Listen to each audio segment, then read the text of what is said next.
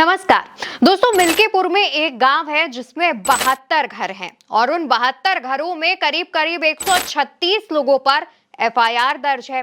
अब इस बात की खासियत तब बढ़ जाती है, ये जो खबर है वो दिलचस्प तब हो जाती है जब ये सामने आता है कि जिन लोगों पर एफआईआर है वो मुसलमान है, वो सभी के सभी मुसलमान हैं। और ये गांव मखाखीपुरवा नाम का एक गांव है जो मिल्कीपुर में है और यहाँ पर 72 घर हैं, यानी कुल 72 परिवार रहते हैं, जिनमें से 136 लोगों पर एफआईआर दर्ज है। दोस्तों, जब हम ग्राउंड जीरो पर पहुंचे और हमने वहां की हकीकत जानी तो हमें कई बातें पता चली। सबसे पहली बात जो पता चली वो ये थी कि यहाँ पर जो करीब करीब 130 से ज्यादा लोगों पर एफआईआर दर्ज है, उनमें से कई लोग ऐसे हैं जो विदेश में रह रहे हैं या फिर किसी अन्य राज्य में रह रहे हैं। वो कई सालों से मिल्कीपुर आए ही नहीं हैं, बावजूद इसके उनके नाम पर एफआईआर दर्ज की गई है। जब हम ग्राउंड जीरो पर पहुंचे दोस्तों, तो हमने कई लोगों से बात की, खास तौर पर वहां पर एक दिव्यांग शख्स था जिससे हमने बात की।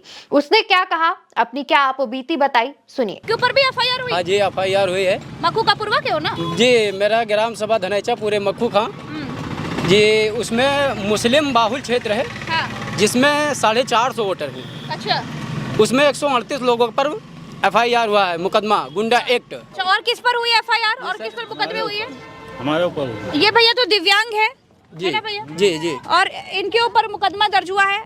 और इसके बाद दोस्तों, जब हमने लोगों से पूछा, जब लोग एक जगह पर इकट्ठा थे और हमने उनसे बात की कि आखिर कितने लोगों पर एफआईआर दर्ज है, उनकी संख्या आप देखकर खुद हैरान हो जाएंगे कि जितने लोग खड़े हैं उनमें से ज्यादातर लोगों पर एफआईआर दर्ज है।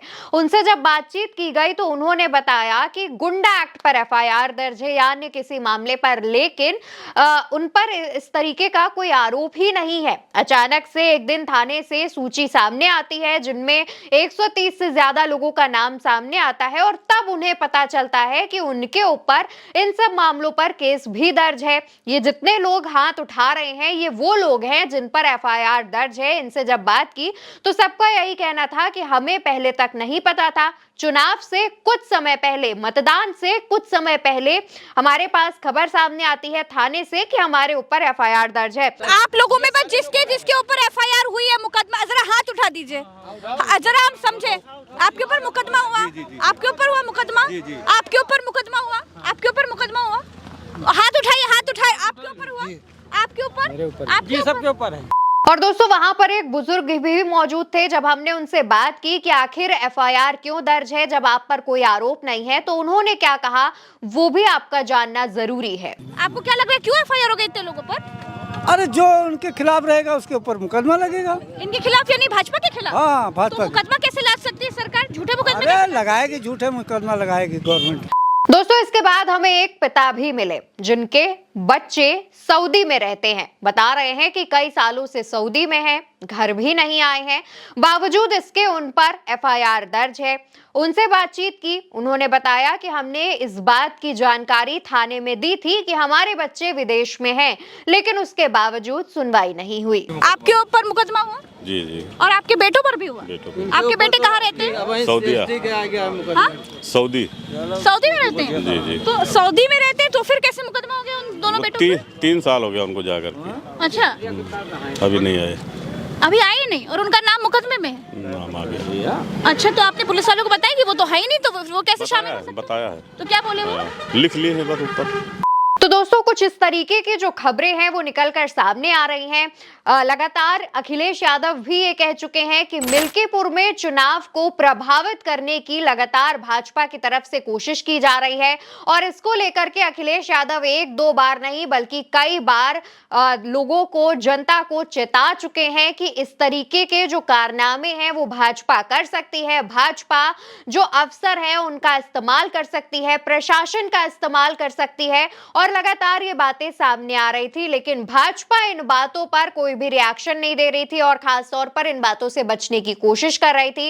अब इस बात का जो खुलासा है वो खुद सामने आ गया जब हम ग्राउंड पर पहुंचे, लोगों से बात की। ध्यान देने वाली बात तो दोस्तों ये है कि इस गांव में, मखाखीपुरवा नाम का जो मुस्लिम बाहुल्य गांव है, इसमें मात्र 72 घर हैं, यानी 72 परिवार रहते हैं और हर घर से करीब 1 या 2 लोगों पर एफआईआर दर्ज ही दर्ज है। इनमें से कई ऐसे हैं जो दिव्यांग हैं, कई ऐसे हैं जो कई सालों से विदेश में हैं या फिर किसी अन्य राज्य में है, लेकिन अभी तक वो मिल्कीपुर नहीं आए हैं, लेकिन उनका परिवार रहता है और अचानक एक दिन थाने से रिपोर्ट सामने आती है, पता चलता है कि उन पर एफआईआर दर्ज है। दोस्तों, मिल्कीपुर का जाति समीकरण ये है कि 3,58,000 के आसपास वोटर्स हैं, जिनमें से 55,000 मुस्लिम समाज के लोग हैं और मुस्लिम समाज के लोग देखा जाए तो एक मुश्त समाजवादी पार्टी की तरफ जा रहे हैं। इससे पहले भी जब हमने ग्राउंड पर कई लोगों से बात की, उनमें से यही हाल था कि एक बड़ा वर्ग मुस्लिमों का सपा के सपोर्ट में दिख रहा है, यादवों का बड़ा वर्ग सपा के सपोर्ट में दिख रहा है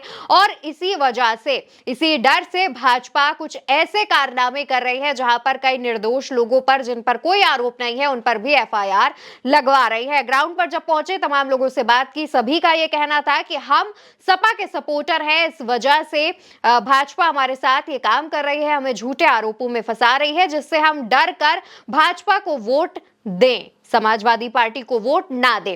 फिलहाल दोस्तों, ग्राउंड पर जब हमने बात की तो ये तमाम बातें निकलकर सामने आई। अब इन बातों पर आपकी क्या राय है वो कमेंट सेक्शन में जरूर बताइएगा। फिलहाल वीडियो आप उल्टा चश्मा यूसी पर देख रहे हैं। मेरा नाम अवंतिका अवस्थी है।